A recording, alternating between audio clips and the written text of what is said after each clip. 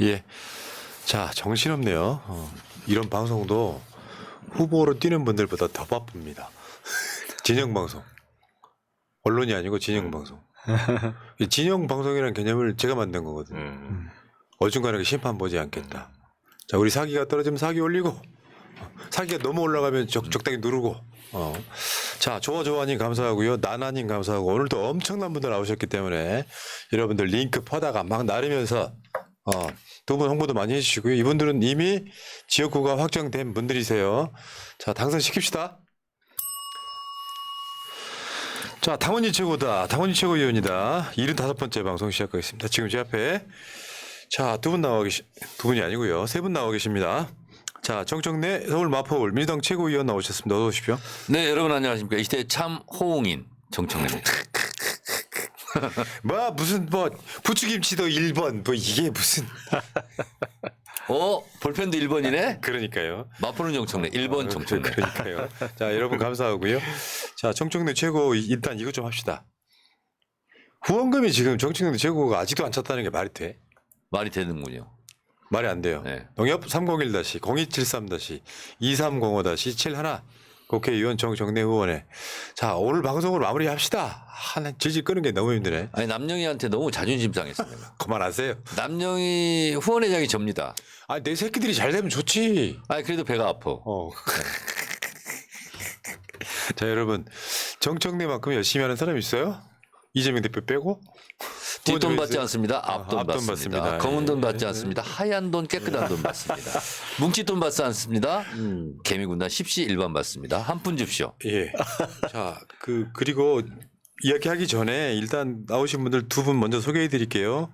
공영훈 민주당 인재영입 9호 현대자동차 전 사장님 나오셨습니다. 어서 오십시오. 반갑습니다. 한국경제의 심장 화성을에 출마한 공영훈입니다. 혁신성장 리더 공영훈입니다. 오늘 나오신 두 분이 딱 영입됐을 때 우리들이 방송으로 무릎을 쳤죠. 와, 다른 말 안 했어요. 와, 그런 느낌이었고요. 와 왔다. 그러니까 그리고 이재성 민주당 영입 인재 2호 NC소프트 전무 나오셨습니다. 어서 오십시오. 안녕하세요. 부산 사흘 직진남 이재성입니다. 그거 일단 칭찬해 드릴게요. 좀만 기다리세요. 예. 왜냐하면 칭찬 엄청 해야 돼. 예. 자, 일단 정청래 최고한테 이야기 한번 들어볼게요. 네. 그 지역구 호응이 너무 좋더라. 네. 실제로 주말이면 이제 선거운동 이제 오늘부터는 평일도 한 거죠 지금. 저는 3월 1일부터 점퍼를 입고 29일 날 하루 전에 예비 후보 등록하고 3일간 휴일 날 종횡무진 뛰었습니다. 그 사실은 공천 내용 이런 거는 일반 국민들한테 별 관심 대상이 아니에요. 다녀보니까 정권 심판 못 살겠다 심판하자 이거는 서리빨처럼 대나무 뿌리처럼 확고하게 좀 자리 잡았는데 가끔 가다가 걱정하시는 분들이 있어요. 공천 국면을 빨리 끝내라. 너무 오랫동안 종편 보기 싫다. 하도 욕하니까 그거였어요. 그래서 일시적으로 지지율이 좀 출렁한 건 사실이고 그런데 이게 좋습니다. 맞죠? 네. 약간 부족한 따라가는 느낌이 심판에는 훨씬 그리고 좀. 공천 국면은 오늘로서 끊었어요. 네. 끊고 이재명 대표가 현장 속으로 국민 속으로 이제 가기 시작했거든요. 매일 갑니다. 오늘 종로 갔고요. 네. 내일은 어디를 가더라? 내일은 영등포 영등포 네. 최현일 후보 김영주 부의장이 탈당한 그곳에 갑니다. 딱 찍어서. 네, 가는 것도 일정이 메시지입니다. 그렇지. 오늘 종로를 간 것은 정치 1번지 그리고 노무현의 사위 곽상원 후보 지원하는데 노무현 정신을 다시 한번 생각해 보자. 네. 이래서 갔고요. 내일은 탈당한 사람 확실하게 심판하자. 이런 컨셉으로 어떡합니다. 두 분도 마찬가지로 이제 뛰고 계시잖아요. 네. 바닥 민심 지금 여론조사랑 다르죠. 예, 그렇습니다. 네. 그 실제 생각했던 것보다 경제가 훨씬 안 좋고요.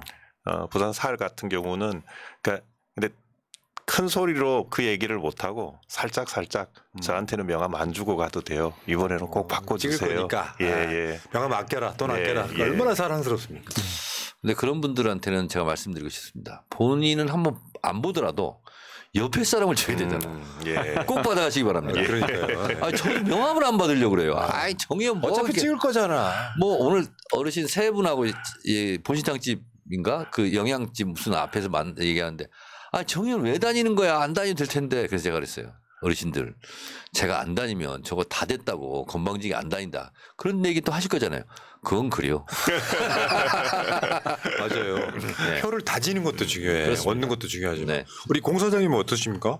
이제 저는 저 연휴 중에 공천을 받아서 네. 지금 이제 우리 그 이원호 의원이 탈당한 지역이잖아요. 그래서 거기에 그 시도 의원들 다 찾아다니면서 설득해가지고 다 끌어들였고요. 네. 그다음에 이제 예비 후보로 뛰던 사람들 다 이제 다시 저한테 합류시켜서 다 단일 대우를 만들었습니다. 제가 봤을 땐 포스가 있으세요. 딱 포스가 있어. 딱 쓱 하면은 스캔 쫙 하면 쫙 흡입하는 능력이 보여요. 그래서 이제 내일부터 네. 내일 후보 등록하고요. 그 내일 저녁부터 이제 본격적으로 잠바 입을 수 있거든요. 예, 예. 그래서 이제 저 인사할 예정인데 제가 현 지역 가 보니까 그 이제 거기는 30대 40대 직장인들이 대부분이거든요. 예.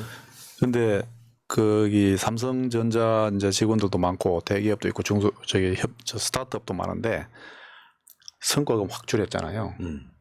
엄청나게 여파가 커요.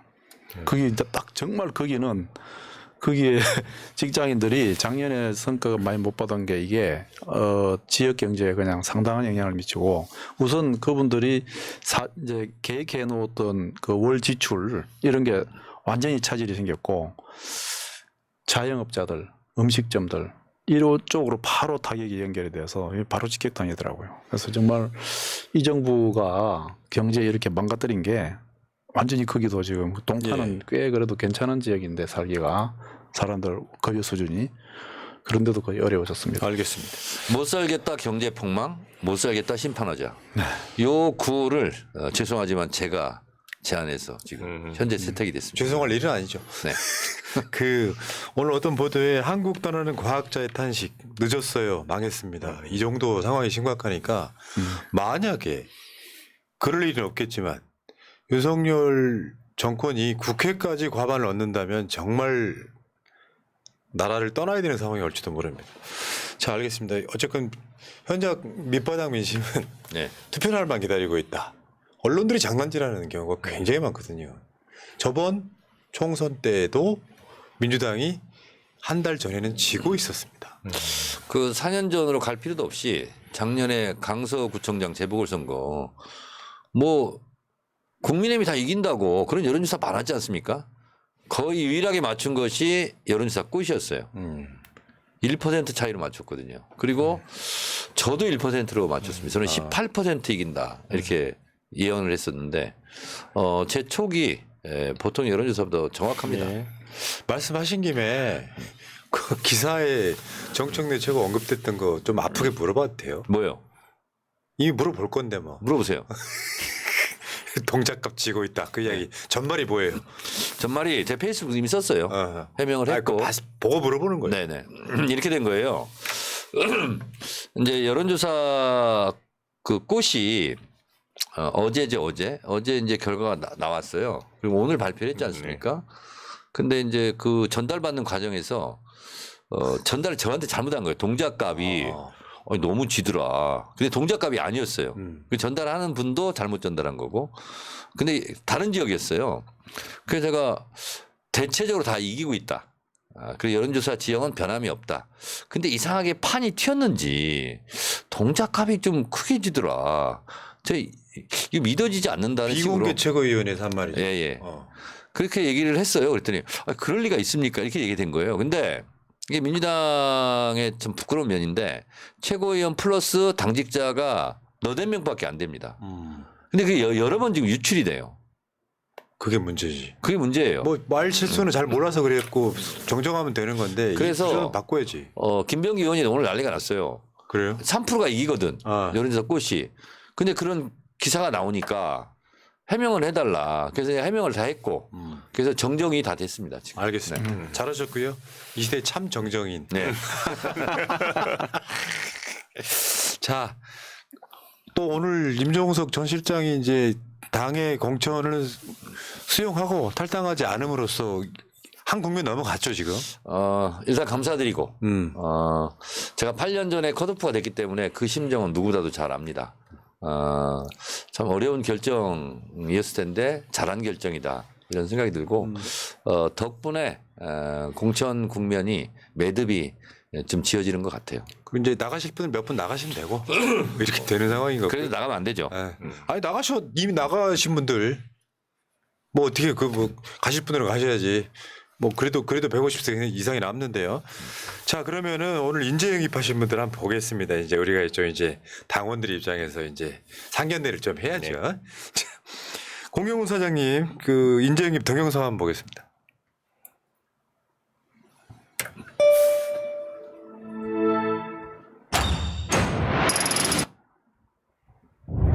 안녕하세요. 저는 현대자동차의 글로벌 혁신 성장을 함께했던 전 현대자동차 사장 공영훈입니다.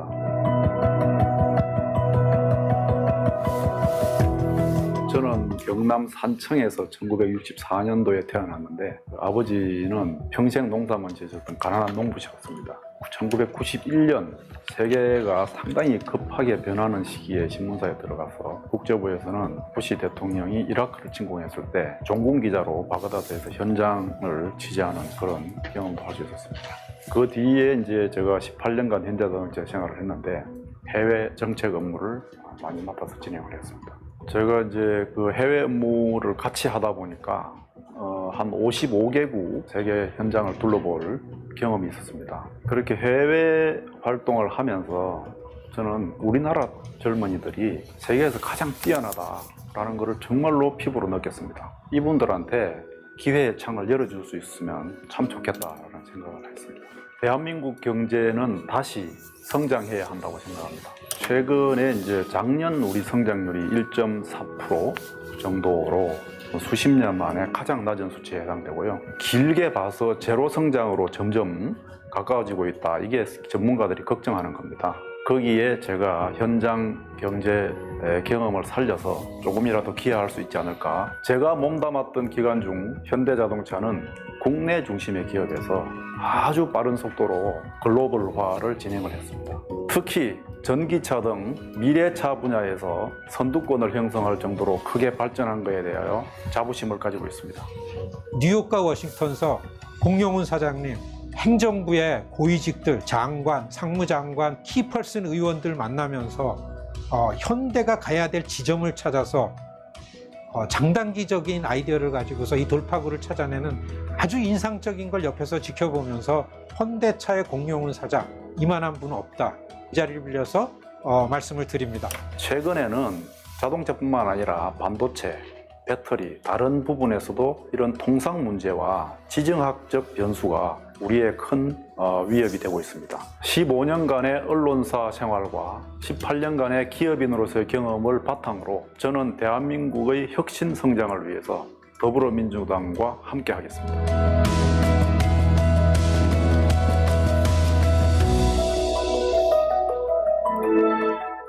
이때 이제 그 국민의힘에서는 삼성 출신을 영입했다. 대결 구도를 딱 만들었던 바로 그분 공영훈 사장님. 잘 오셨어요. 우리 국민의힘 그분은 어디서 지금 뭐 하고 있어요? 나도 모르겠어. 진짜 어디서 네. 뭐 했지? 저기는 그 저 영입인재를 컷오프 시켜버리던데. 우리 공영훈 사장님은 제가 지금 생각해 보니까 화면이라는 게 호감도가 굉장히 높아요. 그래서 엘리트가 뭔가 좀 뺀질뺀질하고 네. 그렇게 보이는데 이분은 소탈한 엘리트야. 감사합니다. 느낌이요. 이런 두 가지가 있는 것 같아요. 하나는 카리스마가 느껴지잖아요. 일단 목소리나 외모나 말투에서. 또 하나는 이런 분들이요. 개인 생활로 가면 허당인 경우가 되게 많아요. 되게 막 집에서 설거지하고 계시고 막 이런. 어떻게 아셨어요? 그러니까 결론은 해외를 많이 돌아다녀 보니까 한국의 가능성은 있는데 그게 현실적으로 구조적인 문제 때문에 잘 안 되더라 이런 이야기죠. 네. 그 선거를 보통 인식과의 전쟁이라고 그러지 않습니까? 네. 근데 공영훈 우리 사장님은 참 호감 가는 인식이 탁 들 것 같아요. 이런 것도 있죠. 우리 편이니까 그런 생각이 드는 거죠. 그리고 겸손한 이미지 네. 좋잖아요. 이재성 우리 후보는 아까 직진남이라고 했잖아요. 네. 불도저 엘리트 같은 느낌. 아 그렇죠, 그렇죠. 감사합니다. 무엇이든지 약간 한다. 상반돼요, 한다. 느낌은. 네, 그렇지. 아 그렇군요. 뭐든지 한다. 닥치면 네. 한다. 그러면 이재성 전 NC 소프트 전무님 한번 볼게요 영상.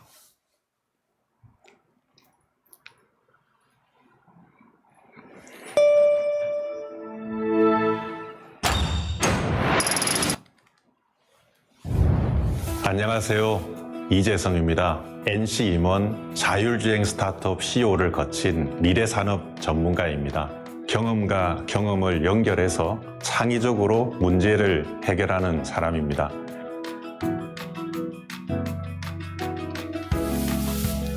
부두 노동자의 아들로 태어났습니다. 어느 날 독지가로부터 10만 원의 장학금을 받았습니다. 아버지께 이 말씀을 드리자 한참을 고민하시더니 이건 너가 결코 잊어서는 안 된다. 어른이 되거든 2배, 3배로 꼭 갚아드려야 한다. 그 말씀은 지금도 제가 생활을 하는데 늘 되새기고 있는 얘기입니다. 미래의 고부가가치를 낼 수 있는 그런 산업들을 발굴하고 투자하는 미래 먹거리 산업을 찾아서 적극적으로 연구개발해야 하는 겁니다. 결국 일자리의 문제라고 생각하는데요. 대기업만으로는 부족합니다. 제2의 NC소프트와 네이버 같은 스타트업들이 나올 때 이 일자리 문제가 해결될 수 있다고 생각합니다. 스타트업 필드에서 지난 몇 년간 이재성님과 미래산업 그리고 IT 기술을 통한 교육 격차 해소에 대해서 인사이트를 많이 주고받았습니다. 그 누구보다도 진정성이 있고 구체적인 비전을 가지고 계신 분이라는 것도 알게 되었습니다. 저는 그래서 이재성님을 확실한 인재로 추천합니다. 자율주행, 인공지능 등 미래 산업을 적극 개발하고 연구해서 민주당과 함께 양질의 일자리를 많이 만들어내고 당과 함께 창의적으로 여러 가지 문제를 해결해내고 싶습니다.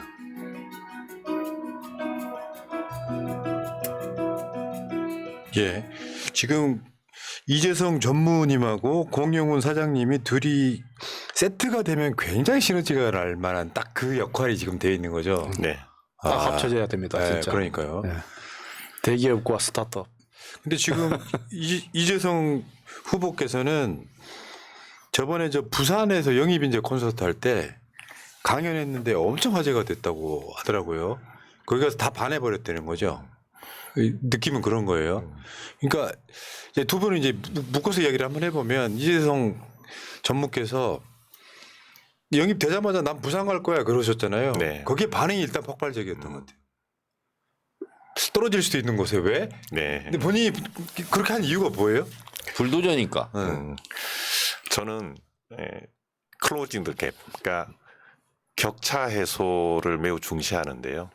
실제로 부산에서도 상대적으로 발전이 더딘 곳에서 경제적으로 지역 경제가 살아났다는 사례를 꼭 만들고 싶었습니다. 민주당 이름으로. 그러니까 우리의 지지 기반인 호남이나 또 많은 지역들이 사실 양질의 일자리 문제나 또 좋은 기업 유치 때문에 매우 힘들어하는데 그 이유는 노력을 해도 잘 안 되는 거거든요. 그래서 창의적인 방식으로 경제적 성공 사례를 하나 만들어낸다면 이건 우리 다음 대선에 굉장히 큰 동력이 될 거고 또 우리 지역에서도 민주당에 대한 또 생각이 특히 부산에서 바뀔 수 있을 거라고 생각을 해서 과감하게 한번 도전해보고 싶었습니다. 예.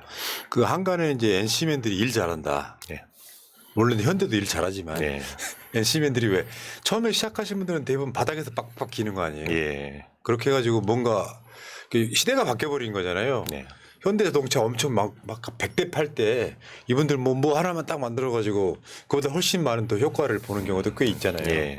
야, 두 분이 은근히 나이 버릇이 느끼죠.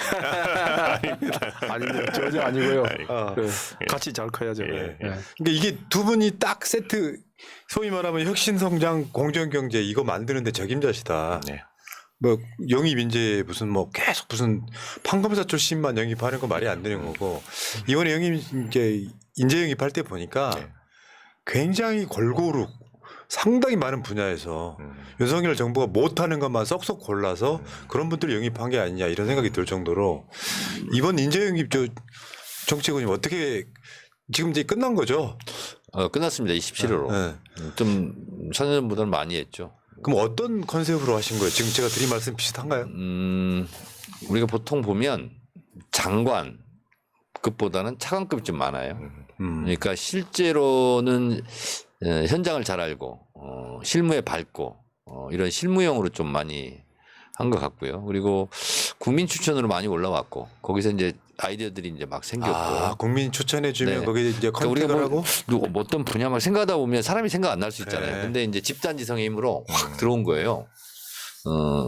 1,000명이 넘게 들어온 걸로 알고 있어요. 그래서 거기서 분류를 하고 이런 분들 접촉하면 좋겠다 해서 접촉을 해서 잘 안 된 분도 있고 근데 여기는 이제 엑기스로 다 뽑아 올려 가지고 이렇게 됐는데 예를 들면 무슨 총리급이다 뭐 장관급이다 이게 중요한 게 아니고 그럼요. 실제로 와서 일할 수 있는 분 중심으로 했는데 대체로 평가가 굉장히 좋습니다 지금. 그러니까 예를 들어서 높은 사람들을 끌어올리면은 의전만 받으려고 하지 일 안 하려고 할 거고. 근데 특징이 또 뭐가 있냐면 이 두 분 포함해서 권위주의적인 사람이 없어요. 그러지 않습니까? 의원님만 빼면 저도 굉장히 탈권이죠. 저는 권위가 너무 없다고 그래. 내가 이렇게 갈구는 게 권위 없다는 뜻이야. 생김새가 권위적이야. 그래서 근데. 예를 들면 황정화 박사 같은 경우도 뭐 상당한 학문적 업적도 있고 존경받는 분인데 그 잠복 입고 다니고 이렇게 보면은요 그런 느낌이 안 들잖아요. 무슨 박사다 이런 느낌이 안 들잖아요. 그냥 이웃집 아주머니 같은 소탈한 분위기 이런 것도 있고 또 이지은 전 총경 같은 경우도 저 사람이 경찰이었어? 친근 쾌활 명랑 뭐 이런 거잖아요. 너무 이렇게 열정적이고 그리고 뭐 여성분만 제가 자꾸 얘기하는데 백승환 선생님 같은 경우도요. 아주 선생님 같은 외모잖아요. 또 노래하고 춤출 때는 또 얼마나 또 에너지가 넘치는지. 백전백성. 그렇습니다. 그분 탈당하셨어요 주말에. 지금 저 더불어민주연합의 공동대표로 네, 잠깐 갔죠 이제. 그렇습니다. 아이고 참. 그 거기에 말씀 좀 들어볼게요. 저 우리 공사장님 혁신성장과 공정경제. 네. 여기 짧게 한 3분 드릴 테니까 핵심을 요약해서 말씀해 주세요. 우리가 배울 기회가 있어야죠.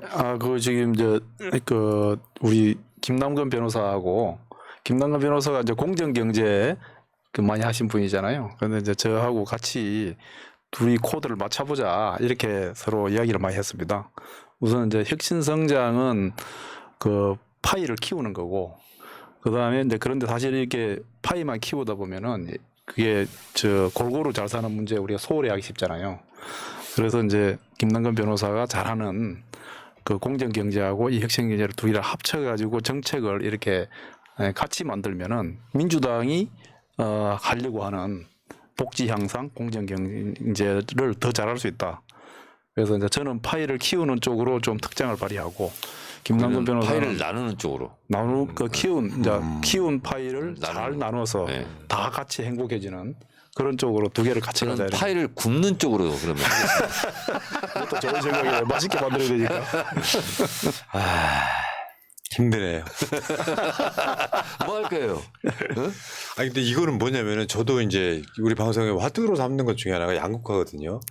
그 양극화가 계속 심해지는 거를 정치가 막아내면서 더불어 잘 살자는 게 사실은 지금 공정경제인 거고 혁신성장은 이제 옛날 패러다임을 좀 없애서 진짜로 뭔가 다른 방향성으로 한국이 이제 먹거리 찾아야 된다 이런 개념인 거잖아요. 알맹이가 다른 성장.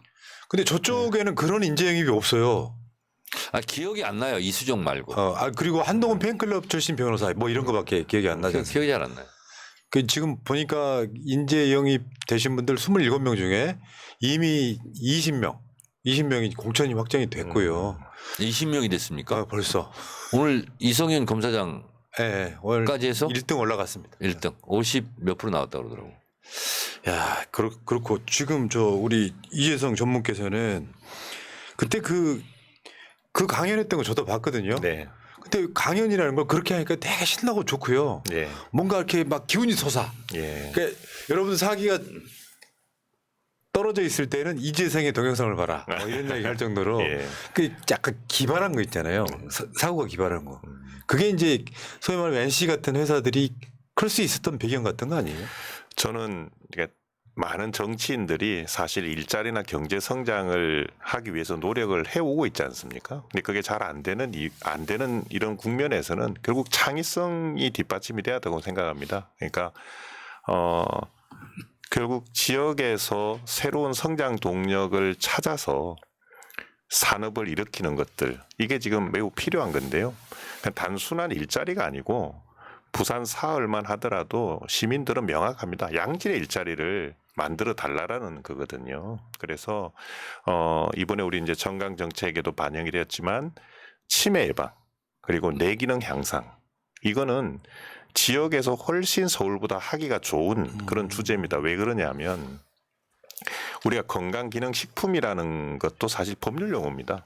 어떤 건강의 기능을 향상시키는 식품이라는 게 있는데 이게 디지털 쪽으로는 이 개념이 아직 없거든요. 그래서 지역에 상대적으로 고령자들이 많으면 거기는 건강한 도시를 만들어야 될 거고 그래서 상대적으로 고령자가 많지만 이 지역은 건강하다. 이럴 때 그 지역에 사람들이 몰려오고 산업이 갈 수 있어서 그래서 치매 예방과 그리고 뇌기능 향상을 디지털 기술적으로 부산 사흘에서 한번 해보겠다.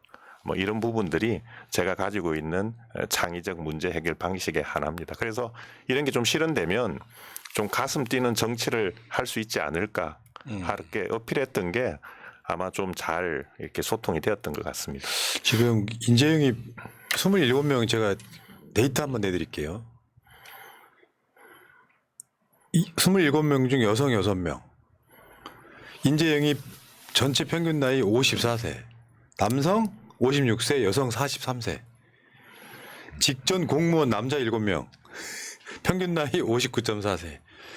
인재 영입 직업 현황 전직 공무원 10명, 변호사 5명, 검사 2명, 교수 3명, 의사 2명, 교사 1명, 기업인 1명, 기자 2인, 정치인 2명, 기타 1명 뭐 이렇게 데이터를 내는 걸 봤는데 골고루 했네요.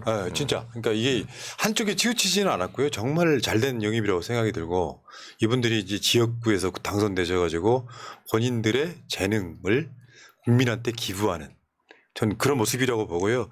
지역구로 한번 내려가 볼까요? 지금 공영훈 후보님께서는 화성 의뢰 전략공천 되셨는데 일단 이준석이 어제 나는 화성 의뢰 가겠소 하고 국민의힘은 지금 미정인 상태란 말이에요. 근데 저번에 보니까 그 동탄 이신도시 여기는 평균 연령이 34세랍니다. 제일 낮을 겁니다. 그런데 먹혀요. 우리 공사사진 같은 스타일 이준석을 찍는 게 아니고 먹혀요. 그렇습니다.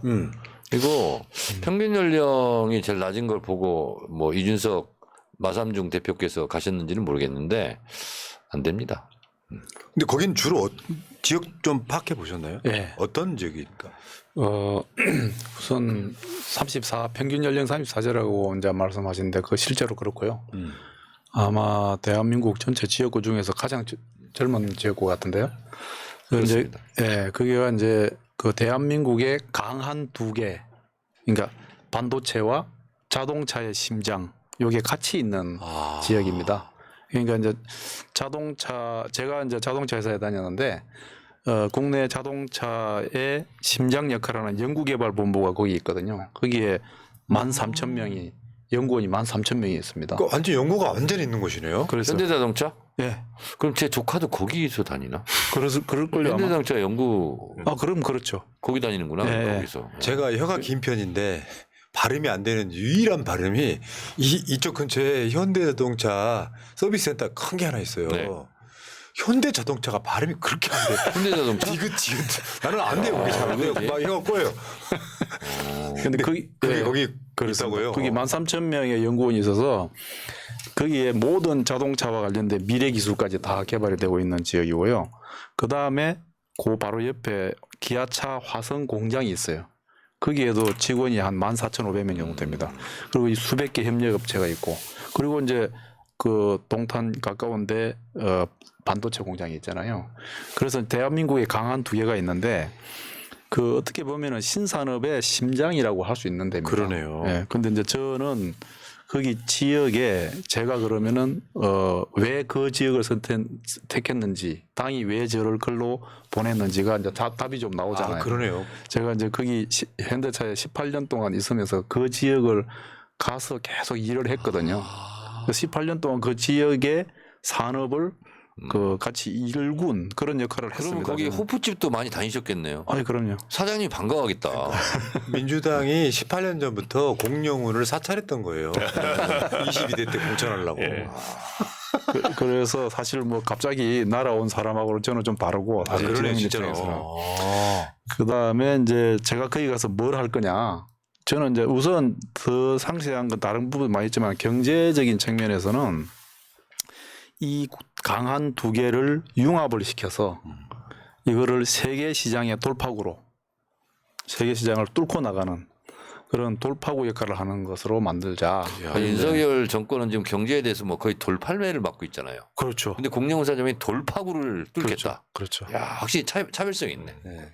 해외에 나가기만 하면은 사고 치고 돌아오는 대통령이 하나 있고 세계 수십 개국을 돌아다니면서 뭔가 좋은 점만을 취해온 사람이 있고. 그러니까 그분이 이제 해외 영업사원 한 5천만 번 정도 될 거야. 해임됐잖아요. 근데 너무 영업을 못해가지고. 근데 우리 공영훈 사장님은 해외 영업사원 진짜 그렇습니다. 진정한 영업사원이네. 50 몇 개국 돌아다니셨다는 거 아니에요? 55개국 다녔습니다. 오. 55개국. 그 마일리지 엄청 쌓여 있었겠는데요? 회사 이제 비행기도 있고 해서 마일리지는 많이 못 샀어. 그러면 저도 뭐 그 정도 갔다 온 것 같은데, 네? 제가 여쭤보겠습니다. 쿠바 다녀왔습니까? 쿠바는 안 갔습니다. 아, 그렇군요. 네. 노르웨이 다녀왔습니까? 노르웨이는 갔습니다. 아, 실패. 실패. 왜 노르웨이나 이렇게 북유럽 같은 데 가면 예, 또 복지과로서의 또 다른 면모가 또 있잖아요. 그렇죠. 야, 그런 게 반영되면 참 좋겠네. 그럼요. 근데 이제 지금 뭐 거기에 반도체 벨트 이러면서 자기들끼리 뭐 하겠다고 이제 저기 막 나오잖아요. 지금 탈당한 분하고 해가지고. 네. 근데 이제 사실 그거 누가 잘하겠습니까? 아, 그러네, 진짜. 그거 자동차가 앞으로 미래 자동차로 가면 이게 자율주행 시스템 들어가고 전기차로 가면은 거기에 다 반도체 배터리가 들어가야 됩니다. 그래서 이게 자동차의 심장이 있는 그 지역의 자동차하고 거기에 반도체가 두 개를 결합을 시켜서 이 두 개를 같이 키워서 세계 시장에 나가는 거. 예. 이거 제가 하던 거거든요. 그래서 인도 현대자동차 첸나이 공장 제가 가봤거든요. 예. 근데 야, 대한민국의 자부심을 느끼겠더라고. 그 첸나이 가면은 인도가 좀 못 사는 나라잖아요. 현대자동차에 취업한 것은 대한민국에 사법고시 붙은 거예요. 동네 프랜카드 붙이고 정도예요? 가족 대여섯 명을 먹이 살린대요. 현대자동차 취직하는 순간. 그러니까 팔자가 피는 거야. 그렇죠. 야, 진짜 대단하다고. 막. 문재인 정부 때만 해도 현대차가 도요타 시청에서 앞서갖고 또 세상을 또 깜짝 놀라게 했던 그런 분이 둘이 또 민주당에 들어오셔가지고 사람 설레게 또. 예? 자, 알겠습니다. 첸나이는 다녀오셨습니까? 아, 당연하죠. 수없이 갔습니다. 또 실패했어. 수없이. 수석 최고라는 분이 다른 누구? 푸른 나무님 첸나이 다녀왔어요? 난 인도? 그런데 안 가요. 아, 참. 방송해야지 내가 그런 데를 가. 이런 분들이 다녀온 걸 들으면 되지. 아, 왜 그렇지, 내가. 그렇지, 그렇지. 내가 왜 굳이 영어를 공부해요. 돈 벌어가지고 통역을 쓰면 되지. 저는 뭐 영어 못하지만 영어의 몸이었잖아요. 한때. 2년간. 방송 재밌으시려고 애 쓴다 진짜. 애써, 진짜. 알겠습니다. 자, 이재성 후보는 지금 국민의힘이 아직 결정이 안 됐죠. 예. 그 유명한 조경태 씨의 5선 지역구. 아직 안 됐어요? 예. 다음 주에 결정될 것 같습니다. 예, 다음 주. 근데 그 지역에 조경태 후보가 있다는 걸, 조경태 의원이 있다는 걸 알고 예. 나 그 사하로 갈래. 네. 야, 진짜 훌륭하신 분. 사을. 지금 그 조경태 같은 경우는 민주당에 있다가 탈당하신 분이고 좀 그러니까 오래됐지만 예. 우리 당에서 3선하고 지금 국힘 가서 2선하고 그렇게 그래서 일부러 아니면 찍으신 거예요? 아니면은 원래 거기랑 연고가 있으신 거예요? 저는 저 얘기를 좀 하면 저는 탑승 마일리지가 120만 마일로 저도 해외를 좀 다녔습니다. 예, 그리고 방금 이제 이런 수도권 얘기들 들으면 참 부러워요. 예. 그러니까 저도 그런 연구를 찾으면 뭐 수도권에 갈 데가 많죠. 이 일을 이렇게 한다. 근데 바꿔요 둘이. 근데 사실 부산은 100대 기업이 하나 없습니다.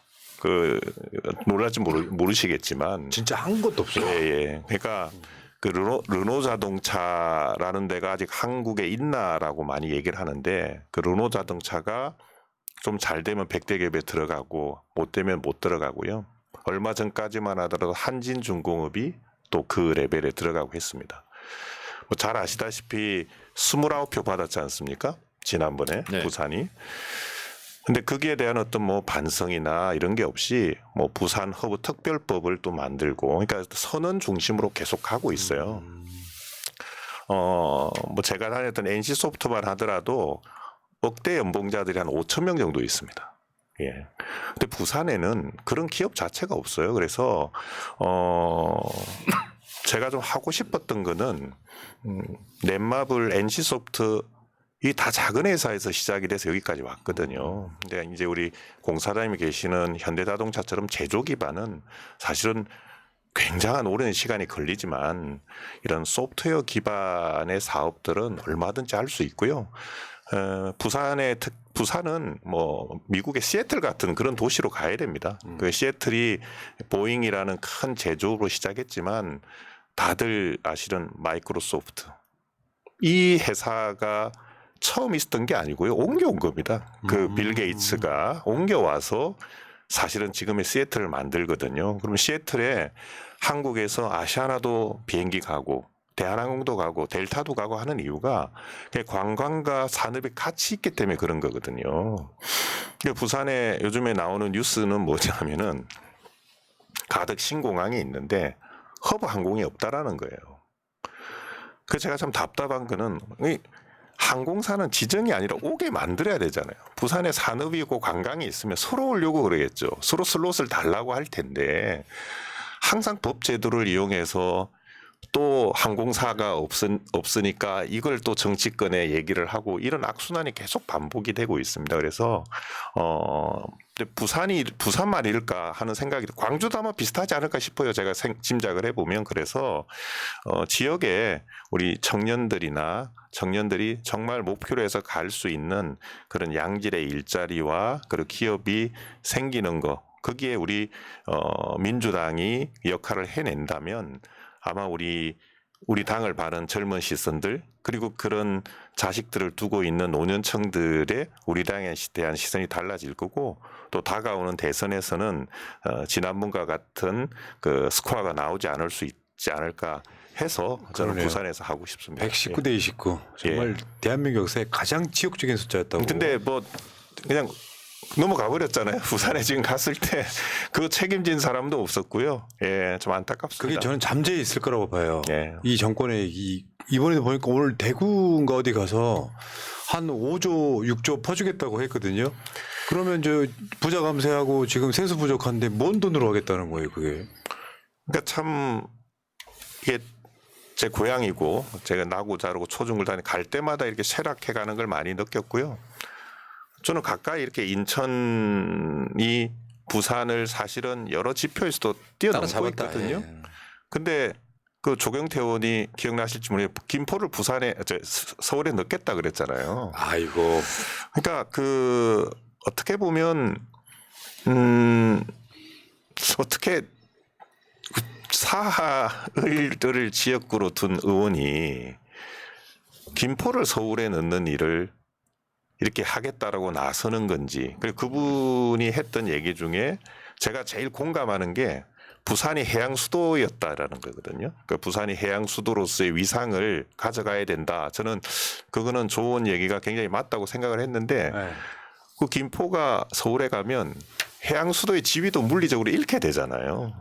그러네. 생각해보니까. 예, 그래서 바다를 접하는 네. 서울이 돼버리기 때문에. 근데 참 은근슬쩍 또 그렇게 하던 사람이 또 이렇게 내려와서 여기서 또 지역을 발전시킨다라고 하고 경제가 정말로 엉망인데 그래서 더 열심히 해야 되겠다. 예. 그리고 우리 이 수도권에 계신 분들도 너무 이렇게 관점을 그쪽으로 가면 지역 많이 소외받거든요. 그래서 지역의 현실은 굉장히 어렵습니다 지금. 예. 그 인재영이 위호로 영입되셨을 때 네.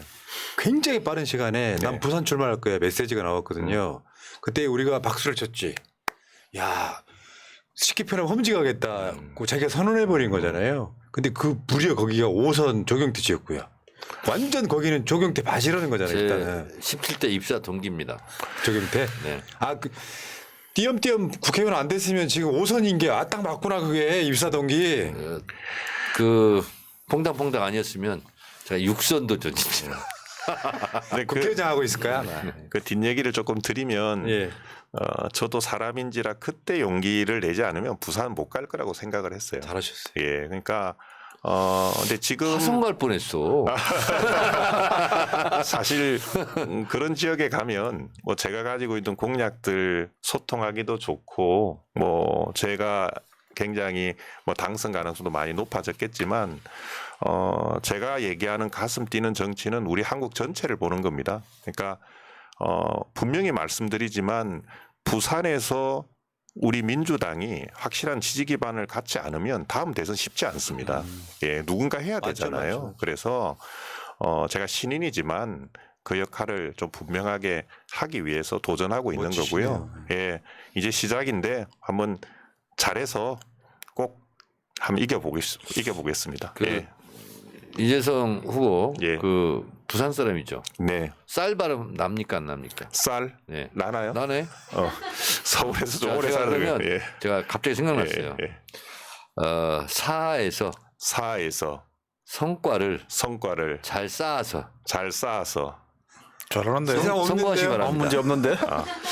제가 시어자 발음은 제가 문제가 있어요. 고양이 사투리 느낌 별로 없어요. 제대로 하네. 제가 야구단 NC 다이노스 야구단 만들 때 대변인을 하면서 좀 연습을 했습니다. 아, 그래요? NC 다이노스 야구단 창단할 때 3파 그러니까 역할을 업적을 쌓아 그렇게 하면 업적을 사 이럴 줄 알았거든.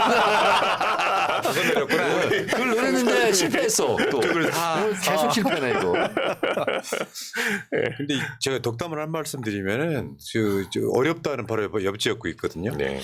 거기 다 안 가려고 그러시더라고요. 그래서 몇 사람하고 상담을 좀 제가 해드렸는데 뭐냐면 약간 좀 아성처럼 돼 있는 곳에 이 젊은 신인이 패기 있게 덤비면 더군다나 그 사람이 어떤 선의 이미지가 아니면 나중엔 결국에는 도전하는 다윗이 골리앗 쓰러뜨리는 선거 엄청 많거든요. 예. 그런 지역구가 될 거라고 저는 확신합니다. 예, 고맙습니다. 그러니까 좌고면 안 하고 난 사하로 갈 거야. 이 자체가 저는 절반의 성공이라고. 예. 갑자기 좀 영감이 왔어요. 맥락과 전혀 관계없는 네. 얘기인데 이번 총선이 좀 잘 될 것 같은 느낌적인 느낌이 드는 게 오늘 고향에서도 현역이 떨어졌잖아요. 네. 그리고 전주 을에서도 이성인 검사장이 됐잖아요. 네. 현역 제끼고. 이게 뭐냐면 당원들의 이게 당심 또 민심이라고 생각하거든요. 네. 그래서 지금 민심에 맞는 맞춤형 후보들이 속속 지금 들어오고 있다 예, 이런 생각이 맞죠. 들거든요. 네. 그래서 일단 후보가 마음에 들어야 되지 않습니까? 당심과 민심에서 대체적으로 이렇게 이제 되고 있는데 보수 언론들은 이걸 가지고 공천 잡음으로 얘기하는데 실제로는 당심 민심에 맞는 맞춤형 후보들이 지금 나오고 있다. 그렇다면 총선에서 투표율 득표율이 좀 높아지지 않을까라는 생각이 갑자기 들면서 이재성 후보도 왠지 잘 될 것 같은 느낌. 고맙습니다. 이런 느낌이 좀 들어요. 그 주말부터 유행했던 캐치프레이즈가 하나 있어요. 혁명 공천 이재명은 합니다. 괜찮죠? 야 정말 갖다 붙이기도 잘한다. 아니 왜 그러냐면 이게 내가 그거 읽어드릴게요. 정치 좀 아는 사람들의 민주당 공천 반응. 이재명은 강하고 무서운 사람이더라. 대충이 없다. 그래서 믿음이 간다. 눈 떠보니 민주당 황골탈퇴. 그래서 여론 좋아지고 있다. 혁명 공천 이재명은 합니다. 어때요? 혁명 공천 있잖아. 그건 피를 보는 거 아니야? 그러니까 왜 혁명 공천이라고 하냐면 일반 지지자들의 눈높이를 더 뛰어넘어 버렸어요. 보통 5 정도는 했으면 좋겠다 했는데 10을 하고 있는 거예요. 이명박 때도 혁명 공천이었어요. 형의 명예에 의해서. 혁명. 그만. 자, 어쨌건 지금은 오늘 나오신 두 분은 당선 가능성이 저는 매우 높다고 진단을 한번 해봤습니다. 일단 후보가 좋고, 아. 네. 그리고 그리고 정책도 이- 좋고 경험도 두 많고. 분처럼 뛰면요 마음가짐 갖고 있으면 돼요 그런 선거는. 부산은 이미 우리가 접수해 본 적이 있는 도시예요. 오늘 뭐 서은숙 최고도 뭐 박빙이더라고요. 그래서 예전 선거하고 좀 부산은 좀 다른 분위기인 것 같습니다 지금. 그 부산 시장을 우리가 해본 적이 있는 도시라서 네. 좋은 후보가 가서 열심히 뛰면 이길 수 있는 물론 몇 개 지역구 그 저 있잖아요 해운대 같은데 그런 지역구 난공불락을 제외하고는 가능성이 있습니다. 열심히 뛰시면 돼요. 네. 그리고 얼굴에 딱 쓰여 있어요. 나는 개고생해가지고 국회의원 되겠다라고 하는 권력의지가 얼굴에 딱 보여 있어요. 예. 그 해운대 난공불락이라 했잖아요. 거기 가서 불락지 이렇게 먹고 하면 또 방송 방해하려고 죠. 불락. 아이고 여러분들 방송 보시면서 너무 진지하지 마시고 스트레스 좀 푸시고 왜냐하면 지금 지지층들이 살짝 좀 마음이 좀 불안한 게 있거든요. 그럼 진영 방송 어떻게 해야 돼요? 릴렉스 시켜줘. 예. 그렇지. 어. 그러니까 저한테 우리 동네 돌아다닐 때 맛보여 있는 분들이 그걸 걱정하더라고요. 왜냐하면 너무 이게 공천 갈등 뭐 이런 게 너무 그 부각되고 그래서 걱정하는 거예요 지금. 당을 걱정해 주는 거예요. 가끔가다 조중동이 걱정해서 국민의힘 깔 때가 있거든요. 이러면 안 되지 그러면서 까는 거거든요. 맞아. 예? 그러니까 민주당 잘 되라고 하는 게 아니라 국민의힘 잘 되라고 엉덩이 툭툭 치는 거거든요. 그런 것처럼 몇 분한테 제가 그 얘기 들었어요. 아니 지금 뭐 하고 있냐고 빨리 좀 끊으라고 제발 공천 국면을 그게 많이 들었어요. 제가 보기에는 이제 공천 마무리되면 민생 파탄 그 다음에 경제를 엉망으로 만든 거 이거는 엉망이 좋습니까? 폭망이 좋습니까? 폭망이 좋죠. 폭망. 예. 근데 그거는 집중적으로 짚어줘야 될 것 같습니다. 네. 진짜 제가 우리 이재성 후보님도 그렇고 저도 그렇고 지역에 돌아다녀 보면은 그게 피부로 확 오니까 그 부분을 우리 이제 지지자들부터 일반 유권자들까지 확실하게 짚어서 민주당이 그러면은 승리하면은 어떻게 개선할 그러면 수 있는지 이걸 이야기해 줘야 될 것 같아요. 우리 공영훈 후보님 있잖아. 이거 이렇게 공개 방송에서 이렇게 얘기하면 하면 안 되는데 프로포즈를 하는데 예. 지금 영입인재 중에서 예. 대변인을 물색하고 있어요. 예. 그래서 이지은 총경은 대변인이 됐고 그리고 김남근 변호사 곧 대변인이 될 거고 그래서 그 좀 서울하고 가까운 분들이 그 분야에 맡아서 하기로 했거든요. 대변인 한번 한다고 하시죠. 대변인요? 네. 경제 대변인 되고 경제 경제 대변인. 좋다. 그러면 제가 내일 추천하겠습니다. 서울에서 가까운 사람들만 가능해. 부산에서 오르락내리락 하지. 부산 한번 브리핑하려고. 아니 그래서 이제 선거 때도 자기 시간을 좀 빼놔야 되거든. 무슨 문제 터진다. 경제 문제가 터지면 화성에서 올라와야죠. 갑자기 올라와서 그 브리핑을 해야 돼. 예. 그럼 제가 제안을 하겠습니다. 그래서 제가 그거 타고 올라올게요. 뭐요? 에어 택시, 아 UAM. UAM. 네. 아직 개발 안 됐지만 깜짝 놀랐어. UAM. 네. 그거 UAM 타보면 5분 만에 오는데. 택시 같은 거. UAM의 풀네임이 어번 에어 모빌리티. 에어 모빌리티. 예. UAM. 이게 마치 무슨 비공개 최고위원회 같습니다. 별. 근데 만약에 안 되면 박찬대 최고를 원망하세요. 아 그러세요? 제가 제안했는데 안 되면 저를 원망하지 마세요. 아 저는 진짜 그 우리 그 하고 그쪽- 싶으세요, 근데? 아니 하면 좋죠. 제가 좋죠. 할 말이 많거든요. 할 말이. 경제에 대해서는. 저번에 김남근 변호사랑 공영호 사장님께서 저 기자회견 이렇게 쫙 하는 거 보는데 멋있더라고. 이미 정치인의 포스가 쫙 아니 나있고. 그리고 이제 딱 보면 신뢰형이야. 신뢰감이 들어. 이런 얼굴로 사기치면 국민들 다 속죠. 사기 안 칩니다. 까먹을 수 있으니까 마음 복잡하니까 적어놔야 되겠다. 네, 그러니까요. 공영훈 자, 대변인. 우리 정치 현안 잠깐만 얘기해봐요. 네. 왜 정치 현안을 저 이런 방송에서 이야기를 하냐면은 살짝 걱정되는 게 있어요. 뭐냐면 그 분야의 전문가들이신데 또 민주당의 역사와 정치를 잘 모르시면 나중에 약간 변하는 경우가 생겨요. 그래서 정치 현안 이야기 한번 고견을 들어볼 텐데 지금 그 뭐 많지도 않습니다. 사실 알고 보면 국회의원이 너무 많았지 민주당에 180명으로 시작해서 160명 넘게 있었는데 최근에 이제 아마 홍영표 의원 탈당하면 10명째 탈당하는 거거든요.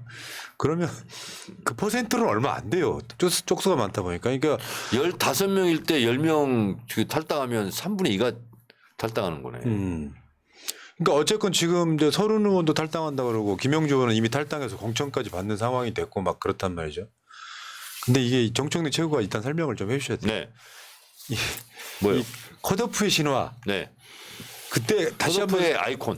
네. 컷오프 등에서 했던 그 일련의 행위들이 네. 다시 한번 소환돼 가지고 네. 많은 사람들이 민주당 역사 잘 모르는 새로운 당원들 있잖아요. 네. 그거 보고 감동했다고 엉엉 울고 난리가 났어요. 네. 아니 저도 감동했어요. 8년 해보니까 저도 감동이야. 저도 울었다니까요. 정치는 저래야 된다니까. 네. 우리 같은 사람 방송 다시 재방송 못 보거든요. 아직까지. 자기 방송 재방송 보는 몇 명 안 되는 저는 사람이 여러 번 봅니다. 제 방송이 아니라 3방, 4방, 5방까지 보는 경우도 많아요. 컷오프 신화께서 보시면 네. 이렇게 탈당하는 분들 역사적 평가 한번 해주세요. 첫 번째, 화날 때 결정하지 마라. 그래서 화가 나면 화가 가라앉을 때까지 기다려야 돼요. 이게 이제 일종의 캐러반의 지혜가 뭐가 있냐면 모래바람이 치면 모래 길이 없어집니다. 그때 함부로 나서면 잘못된 길을 갈 수 있어요. 그래서 모래바람이 불면 이 아라비아 상인들 같은 경우는 가만히 있습니다. 그 자리에. 그리고 모래바람이 거치면 그때 나침반을 들고 새로운 길을 가거든요. 그래서 컷오프 되면 3, 4일 동안은 아무 생각이 없습니다. 그리고 진짜로 이 가슴이 막 뛰어요. 막 벌렁벌렁 뛰다가 순간 턱 하고 멈춰요. 그리고 다시 막 뛰어요. 그리고 온갖 세상이 아무리 날씨가 맑아도 잿빛 하늘입니다. 모든 게 우울해요. 그리고 나무들이 이렇게 서 있잖아요. 이게 다 거꾸로 서 있는 것 같아요. 그리고 밥을 먹으면 씹히지가 않아. 그리고 눈물도 안 나요. 너무 분노 막 이런 게 있기 때문에 억울하고. 그런 기간이 한 사나흘 정도 됩니다. 제가 그랬던 것 같아요. 그리고 3, 4일 지나면서 기사를 보기 시작했어요. 그러니까 제 인생에서 가장 충격적인 날인 것 같아요. 그게. 미 대사관저 정보농성 들어갈 때보다 더 엄청난 불안과 공포 이런 게 있어요. 다른 분들도 마찬가지일 거라고 생각해요. 제가 농내 의원도 지금 컷오프 당했지 않습니까? 저희 옆 지역이고 모든 걸 떠나서 너무 마음이 아파요. 그래서 내가 단식할 때도 찾아가고 병원도 찾아가고 그래서 너무 그 심정을 알기 때문에 그래서 일단 건강 신경 써라. 그 얘기밖에 할 게 없어요. 건강을 망칠 수도 있거든요. 예, 그러니까 그 역사적 평가라는 게 예를 들어 국회의원을요. 아마 두 분도 4년을 할 수도 있고 20년을 할 수도 있고. 근데 어떤 객관적 시스템에 의해서 공천을 못 받게 된 상황이 오면 당을 탓하고 당대표를 탓하고 그건 우리 당원들 입장에서 원당치 않다고 보는 그런 입장인 거잖아요. 근데 이제 컷오프 당하거나 뭐 또는 뭐 하위 20% 안에 들거나 하는 건 별개의 문제로 4년이건 20년이건 몇 년이건 당원들과 국민들에 의해서 그 자리를 지켰던 사람들인 거잖아요. 어떤 분들 보면 대체적으로 보면 거기에 대해서 근데 지나서 생각해 보니 제가 꿈이 커서 딴 생각 안 했던 것 같습니다. 왜냐하면 내가 국회의원만 할 건 아니잖아. 뭐 이런 생각들. 그리고 국회의원이 무슨 뭐 돈 버는 직업이라든가 사리사욕을 취하는 자리였으면 당장 손해니까 그 제대로 된 생각을 안 가졌을 것 같아요. 저는 근데 애초에 마음 먹을 때 공익적 가치 추구인데 그 공익보다 사적 욕망이 더 커지는 순간 국회의원 그만둬야 된다. 그 생각을 하고 그때 되면 저는 그만둘 거거든요. 근데 내가 지금 공적 욕망이 더 큰데 공적 가치가 더 큰데 이거 사적인 분노 아니야? 이런 생각이 들었어요. 그렇죠. 네. 지금 그 당대표를 향해서 사적인 분노를 막 쏟아내고 있는 그렇습니다. 거고 그렇습니다.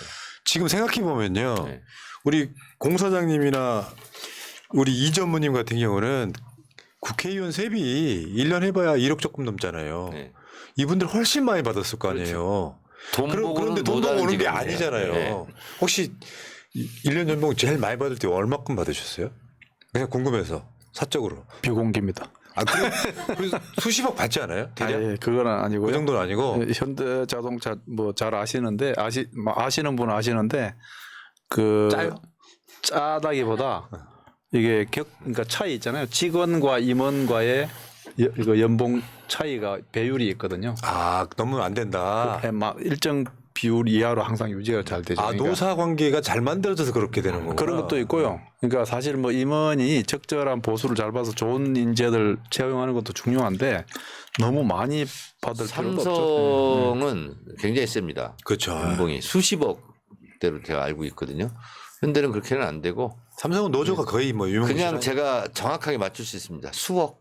수학. 네. 그러면 우리 이 전무님은요? 저도 수억. 예. 그러니까 이게 돈 받으려고 국회의원 하려고 하는 건 아니잖아요. 그렇죠. 그러니까 저는 이제 또 제가 이제 부산을 선택할 수 있던 배경 중에 하나가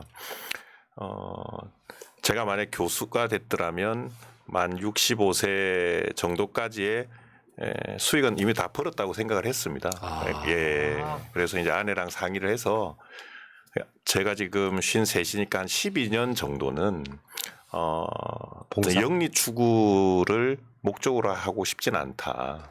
그래서 다른 분들이랑 다르게 아내가 아주 흔쾌히 동의를 해줬고요.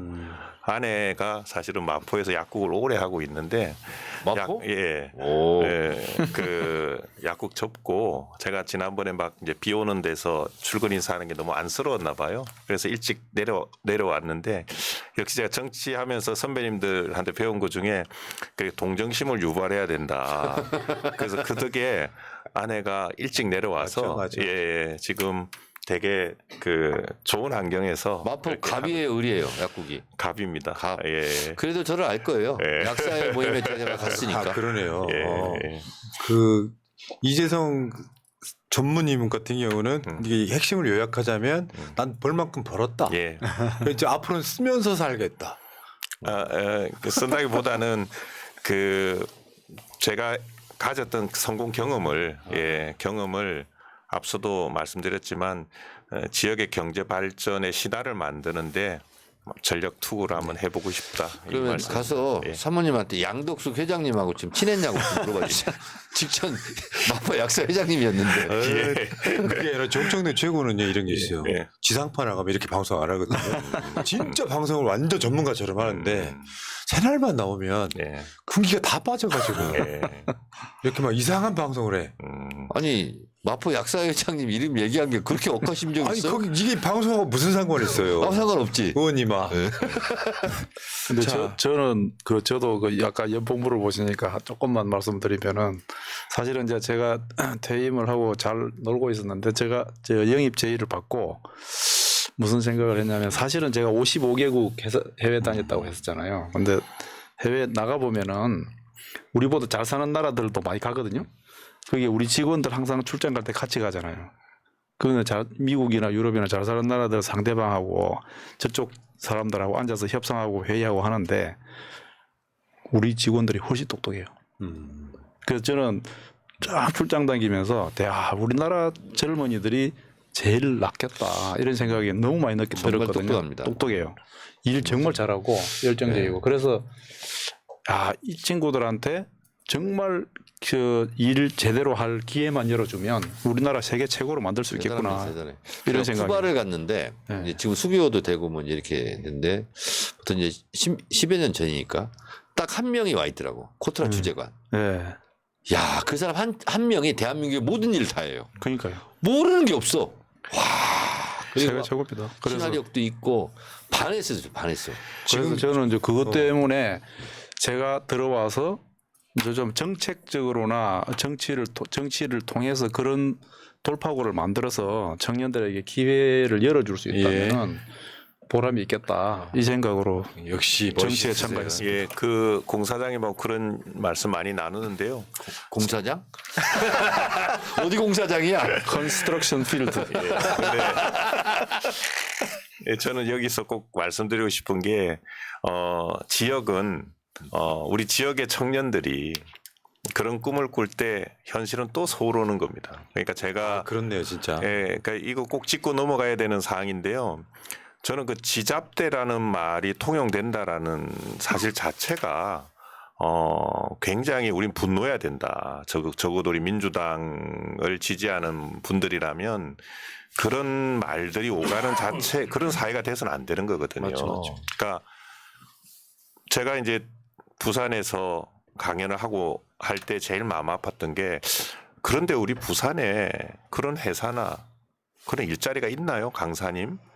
그러니까 그리고 인서울이라는 이런 말들을 그냥 쓰잖아요. 그래서 적어도 우리 민주당은 지역 균형 발전을 철학으로 갖고 있는 당이기 때문에 지역에서도 그런 지역을 벗어나지 않고 그런 꿈을 키울 수 있는 토대를 만들어야 된다. 맞습니다. 예, 그럴 때 우리 호남이든 부산이든 뭐 충청이든 그런 청년들이 자부심을 갖고 살아갈 수 있지 않을까. 그래서도 우리 공사람이랑 같이 우리 청년들이 마음껏 꿈꾸는 그런 세상을 만드는데 조금이라도 도움을 주고 싶습니다. 예. 제가 그 말씀하신 거랑 연관돼서 방송할 때 자주 하는 말 중에 하나거든요. 우리들 일상에 차별이 또는 혐오가 일상화되어 있는 경우가 많아요. 민주 진보 세력도. 그 바꾸자는 캠페인을 되게 많이 하는 편인데 진짜 공감하고요. 그러니까 여기 다시 이제 원점으로 돌아와 보면 틈만 들이면 자기들 홍보하고 계시네. 뭐냐면 이런 게 있어요. 뭐 정책을 말씀 안 하셔도 되는데 실제로 의원 평가를 하게 되면 뭐 의정활동 평가도 하겠지만 대통령 선거 때 그거는 뭐 예를 들면 친명 비명이 따로 있는 게 아니잖아요. 저도 그런 선언을 한 적이 있습니다. 대선 때 이낙연 씨가 후보가 돼도 우리는 열심히 뛰겠다. 중요한 건 우리 정권 재창출이니까. 근데 민주당의 원로이신 몇 분은 이재명 대선이 되면 안 뛰어요. 아무것도 하지 않습니다. 지방선거 때도 안 뛰어요. 그런 분들한테 좋은 평가가 나올 리가 없잖아요. 평가가 나쁘면은 평가표 점수대로 공천하는 건 당연한 거잖아요. 그걸 반발하고 있는 거거든요. 우리는 이 한복판에서 계속 뛰고 있기 때문에 압니다. 정치인들만큼이나 압니다. 아무것도 안 한 사람들이 선거철 되니까 공천해달라고 나오는 거예요. 당원들이 그거 용서하겠습니까? 나는 두 분이 국회에 들어가시면 친명 이런 거 하지 마세요. 민주당 국회의원이 먼저 되는 게 중요하다고요. 그 다음에 나중에 진짜 내 결이 잘 맞는 사람과 대선 때 캠프는 들어갈 수 있지만 정치후도 아마 아실 거예요. 이번 대선 때 캠프 안 들어간 국회의원들이 훨씬 많죠.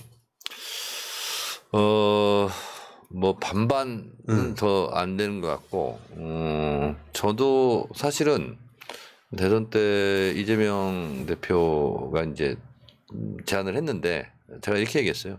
안 들어가고 밖에서 있는 게 더 큰 도움이 될 것 같다. 저는 그렇게 얘기했습니다. 그래서 제가 캠프 요원은 아니었습니다. 그러니까. 근데 더 잘 보이는 게 있더라고. 그래서 몇 가지 결정을 캠프에 들어가 있으면 뭐 들어갔다고 다 나쁜 건 아니지만 캠프가 아니었던 사람들은 사실 선거운동을 해태를 하게 돼요. 그러다가 지방선거도 그렇게 돼요. 결국엔 아무것도 공헌한 게 없어요. 선거에 이기거나 지거나 상관없이. 근데 총선이 딱 다가오니까 나 공천해줘 하는 그런 모양새가 분명히 있더라. 이건 좀 알고 지나가셨으면 좋겠고, 마지막 주제는요, 두 분한테 제가 맞춰봤어요. 대략 뭐 양극화 문제이기도 한데 한국이 여전히 가계부채 세계 1위다. 101%라고 하더만요. 저번에 103인가 그랬어요. 줄이긴 했어요. 그거는 이제 줄이는 방식이 은행에서 대출을 좀 쥐어짜가지고 안 해주면 갚은 분량이 있기 때문에 좀 떨어지긴 하는데, 사실은 이게 뭐 공정 성장이나 뭐 이런 것들이 다 관련이 있는 거라고 저는 생각을 합니다. 세계 1위라는 거는 국가부채가 지금 한 GDP 대비 한 50% 정도 될 거고, 가계부채가 101%면 이거 다음 국회에서 우리 민주당 국회의원들이 이거 바꿔내야 되는 거잖아요. 어떤 방식으로든 간에. 고견 좀 들어보겠습니다. 우선은 뭐 국가 부채에 비해서 그 가계 부채가 압도적으로 많다는 거는 이제 국가가 어떤 측면에서 보면은 개인들한테 좀 떠넘긴 측면이 그렇죠. 있다고 봐야죠. 국가가. 그래서 그거를 좀 이렇게 개념을 달리 바꿔서 이게 이제 그 국가가 해야 될 일은 국가가 확실하게 해줘야 된다. 그런 개념으로 가야 되는 거고요. 개인한테 떠넘긴 거를 국가가 다시 가져와서 자기가 할 일은 자기가 해야 된다는 거고요.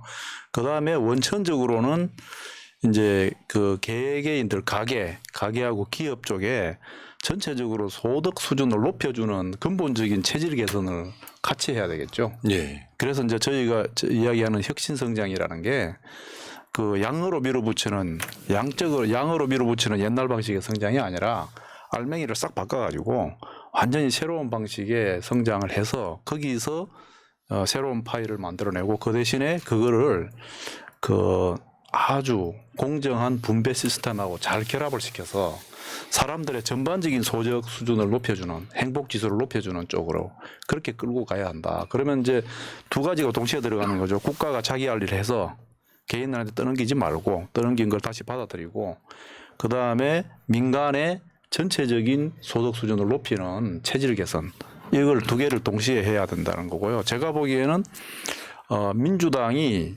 그 일을 할 수 있다. 민주당이 더 잘할 수 있다. 그게 왜냐하면은 민주당은 역사를 만들어 본 경험이 있는 사람들이 모인 당이거든요.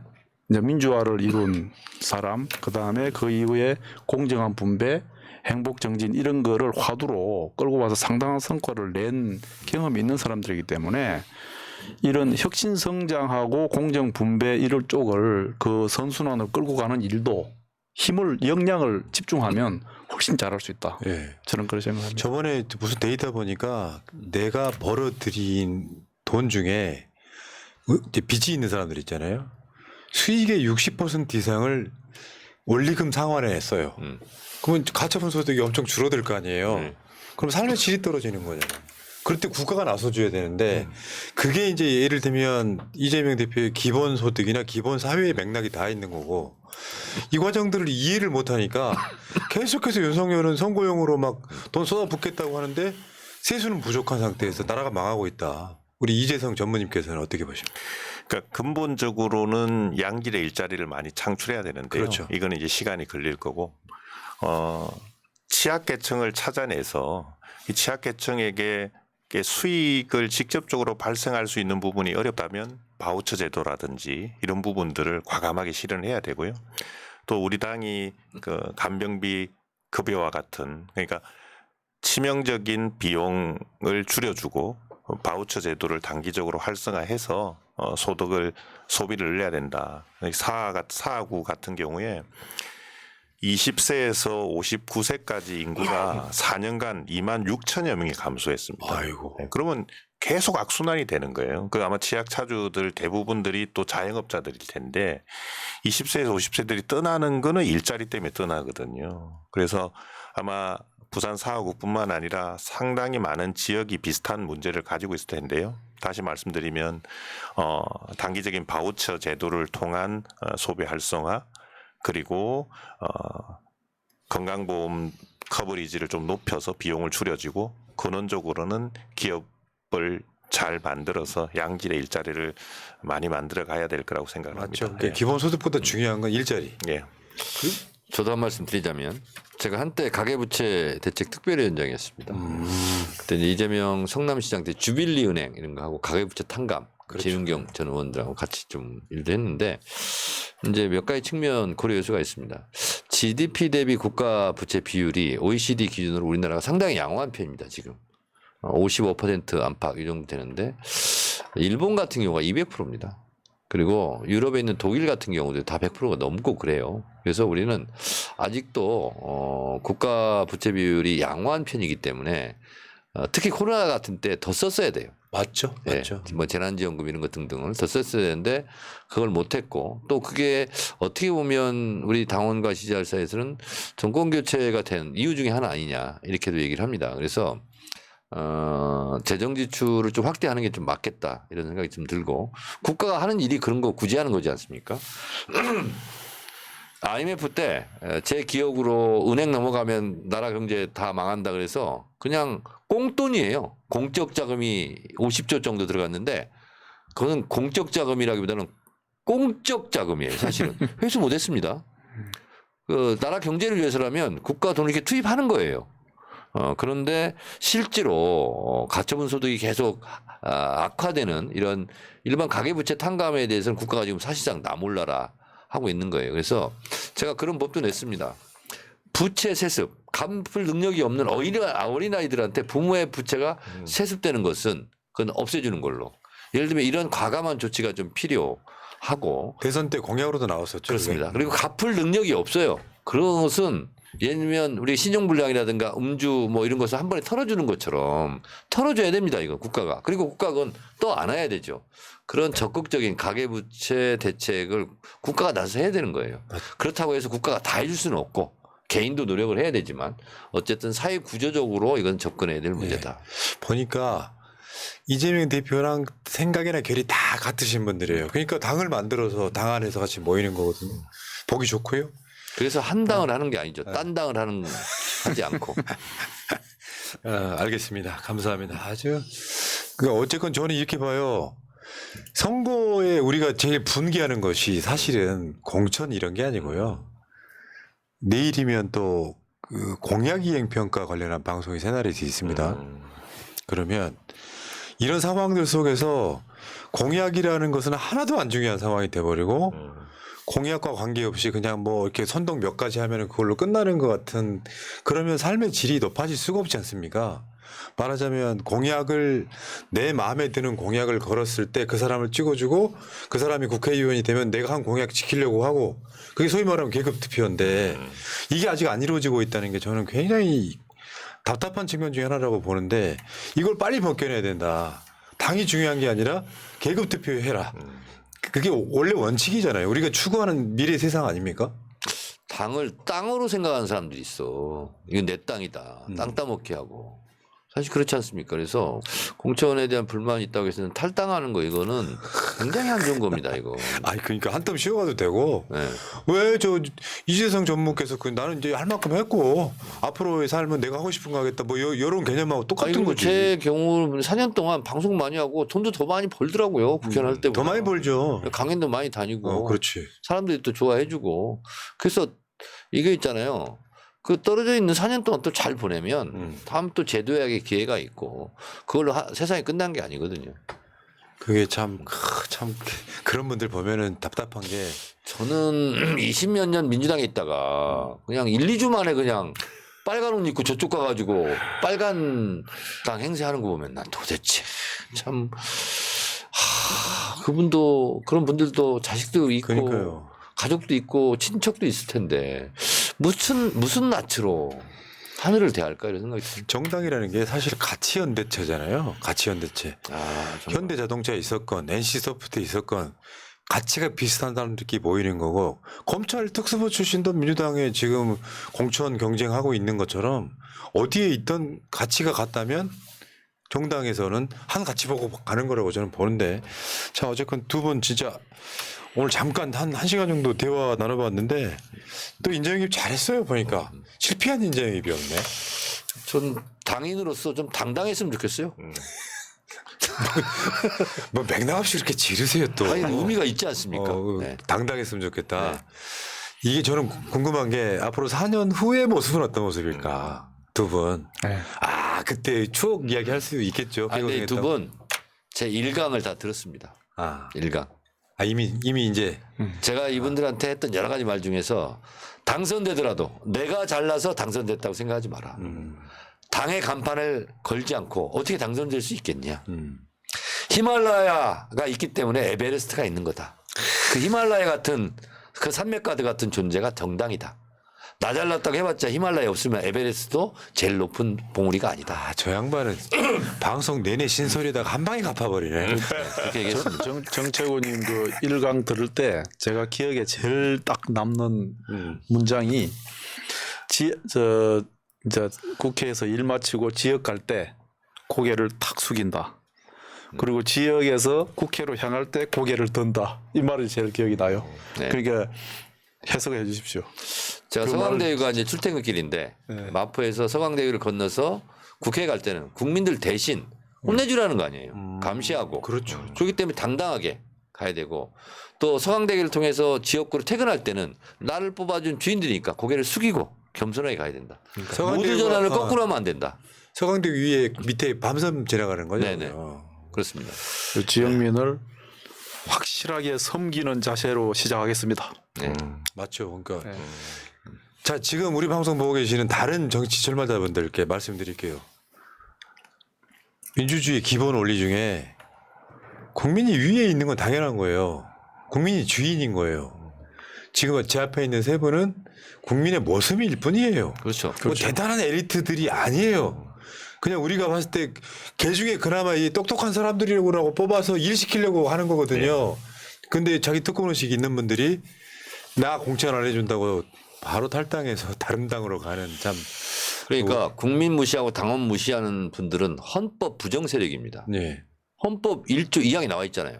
대한민국의 주권은 국민에게 있고 모든 권력은 국민으로부터 나온다. 예. 더불어민주당의 당권은 당원에게 당원에게 있고, 있고. 모든 당권은 당원으로부터 나온다. 이거잖아요. 그러니까 이 당원 방송 무시하고 제목도 그래요. 헌법 부정 세력이지. 이 방송 제목이 당원이 최고답니다. 당원이 진짜 최고위원이다. 이렇게. 자 댓글 몇 개만 읽어드리겠습니다. 발로 뛰는 민주청년님 이재성이 미래다. 한 표라도 이기면 이긴 거다. 사하복동이 이재성 후보님 목요일에 출마 선언 만관부. 자, 알겠습니다. 진짜 인기 엄청나게 높아지셨다니까. 이게 딱 보면 접촉면이 넓어지고 진면목을 알게 되면 오늘도요 이재성 후보님 만나겠다고 우리 이 청년 당원들이 찾아올 정도. 꽃다발 선물 받았습니다. 개병님 동지로서 진심으로 환영합니다. 두 분 하셨고요. 핑크 마티니님 부산 사흘 주민들 능력 만렙 이재성 후보님 사용할 기회를 투표해 주십시오 하셨고요.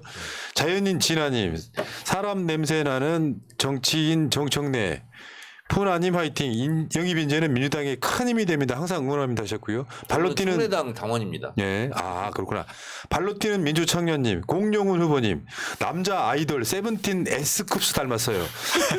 찾아보시면 느낌이 있음. 누군지 알아요? 잘 모르는데요. 보셨어요? 찾아보려고요. 자, 이게 약간 좀 그 풀이 죽어 있던 분들이 영입 인재들 면목을 딱 보니까 힘이 나신 그런 느낌이에요. 각오 1분씩 클로징 멘트. 그럼요. 네. 그걸 시키려고 큐! 그랬지. 예. 앞에 카메라 보시면 돼요. 네. 부산 사 경제 확실히 살려서 서울에 살아 돌아오겠습니다. 최선을 다하겠습니다. 저는 말보다 실력으로 결과를 보여주겠다 이 말을 하고 싶습니다. 네. 이제 제가 제 지역이 좀 관심 지역으로 떠올랐는데 저는 검증된 경영자로서의 경험을 가지고 있고 그 다음에 일을 해봤고 말이 아니라 일을 해봤고 그 다음에 실적을 거둬본 사람이니까 우리 지역에서도 실력과 실적을 통해서 지역민들에게 예. 확실한 성과를 보여드리겠습니다. 우리 사장님이 카메라 아이드 컨택을 못 하시네. 카메라 보고 시청자와 대화. 아 저기 요거. 아니 저는 제 이거 화면 보느라고. 이걸 잘하셔야 돼요. 아 그렇군요. 마치 나한테 이야기하는 것 같은. 아 그 댓글창 보니까 토마토님 순박하면서 카리스마 있기 쉽지 않다. 공룡은 화이팅 하셨습니다. 감사합니다. 오늘 그 외 댓글에 굉장히 두 분에 대한 칭찬 많이 올라왔는데 이거는 되게 돌아가셔가지고 악플 하나도 없었어요. 다 칭찬이었고 자 많은 당원 그리고 지지자 여러분께 감사드리고요. 당원이 최고다. 당원이 최고위원이다. 이번 주 금요일에도 방송이 있는데요. 이번 주 목요일에는 방송이 있는데요. 이번 주는 동작을 가신 유삼영 후보님도 나오시고요. 그 더 많은 관심 바라고요. 75번째 방송 마치겠습니다. 두 분 세 분 고생하셨습니다. 고맙습니다. 한 분 또 얘기해 줘야지 또. 예고? 아 진짜 끝났는데. 내가 얘기해봐 또. 잠깐만요. 내가 지금 또 다 기억을 못해. 응? 예. 다 기억을 못해요. 잠깐만요. 유사명 이재관. 이재관 하지 않았어요? 지난주에? 아니요 이재관이에요. 그렇습니까? 네. 오늘 그 후보 결정됐어요. 천안에서. 아 그렇구나. 서민경 선인가 해가지고. 알겠습니다. 예. 유사명 이재관. 알겠습니다. 네. 자 목요일 방송 기대하시고 당원 지체보다 75회 방송 마치겠습니다. 고맙습니다. 감사합니다.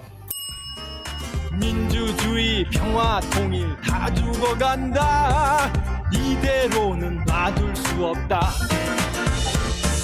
자 다시 한번 해보는 거야. 자, 다시 한번 싸우는 거야. 자, 손 맞잡고 어깨를 걸고 우리 함께 이기는 거야. 자, 다시 한번 해보는 거야. 자, 다시 한번 싸우는 거야. 자, 손 맞잡고 어깨를 걸고 우리 함께 이기는 거야. 자, 다시 한번 해보는 거야. 자, 다시 한번 싸우는 거야. 자, 손 맞잡고 어깨를 걸고 우리 함께 이기는 거야. 자, 다시 한번 해보는 거야. 자, 다시 한번 싸우는 거야. 자, 손 맞잡고